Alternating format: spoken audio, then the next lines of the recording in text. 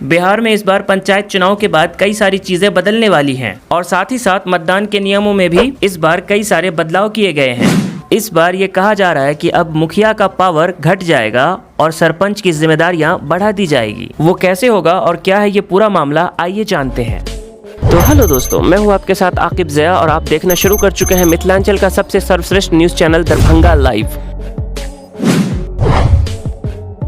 बिहार में अगले 5 वर्षों के लिए पंचायत के अलग अलग प्रतिनिधियों के गठन की प्रक्रिया शुरू हो गई है। वैसे तो राज्य में पंचायती राज संस्थानों के लिए 6 पदों का चुनाव होना है, जिनमें पहला है वार्ड सदस्य, पंच, मुखिया, सरपंच, पंचायत समिति सदस्य और जिला परिषद का पद शामिल है। हालांकि पंचायतों में सबसे अधिक होड़ मुखिया और जिला परिषद के लिए देखी जाती है। इसके बाद पंचायत समिति सदस्य और सरपंच पद का नंबर आता है। इसके पीछे वजह है इन 2 पदों को मिली शक्तियां। मुखिया का पद काफी पावरफुल माना जाता है, लेकिन बिहार सरकार की पंचायती राज विभाग ने मुखिया और सरपंच के बीच शक्तियों का बंटवारा नए सिरे से कर दिया है।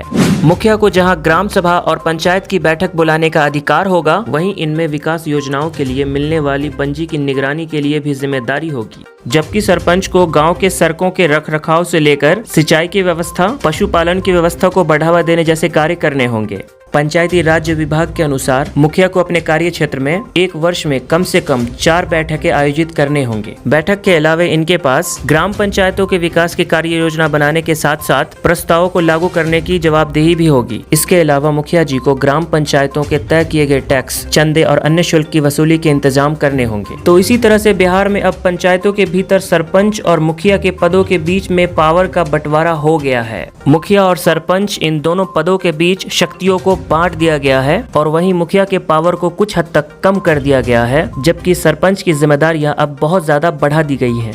शुरुआत से ही मुखिया को एक पावरफुल पद माना जाता आ रहा है, लेकिन अब जिस तरह से मुखिया और सरपंच के बीच जिम्मेदारियां बांटी गई वो काबिल तारीफ है। इससे अब करप्शन और भ्रष्टाचार थोड़ा कम हो जाएगा। दोनों पर काफी बड़ी जिम्मेदारियां बांटी गई है अपने पंचायत के लिए। अब देखने वाली बात ये होगी कि पंचायत चुनाव के बाद किस तरह से कार्यभार का बंटवारा होता है और जब धरातल पर काम होते हैं तो सरपंच द्वारा किए गए काम क्या मुखिया के काम की बराबरी कर सकता है, या फिर मुखिया जो काम करते हैं वो सरपंच के कामों से कितना और किस तरह से मेल खाता है, ये तो आने वाले वक्त में ही पता चलेगा। खैर, हमारे द्वारा दी गई ये जानकारी आपको जरा से भी पसंद आई है तो फटाफट एक लाइक जरूर से कर दें और हमारी ये वीडियो आप कौन से पंचायत से देख रहे हैं, पंचायत का नाम कमेंट बॉक्स में जरूर से बताएं। और अगर आप इस चैनल पर पहली बार आए तो सब्सक्राइब कर लें, क्योंकि सब्सक्रिप्शन का कोई भी पैसा नहीं लगता, बिल्कुल फ्री में वीडियो देखने को मिलता है। सब्सक्राइब करने के बाद साथ में एक बेल आइकन पे भी प्रेस कर दे, जो घंटा है उसे दबा दे ताकि वीडियो की नोटिफिकेशन सबसे पहले आप तक पहुंचे।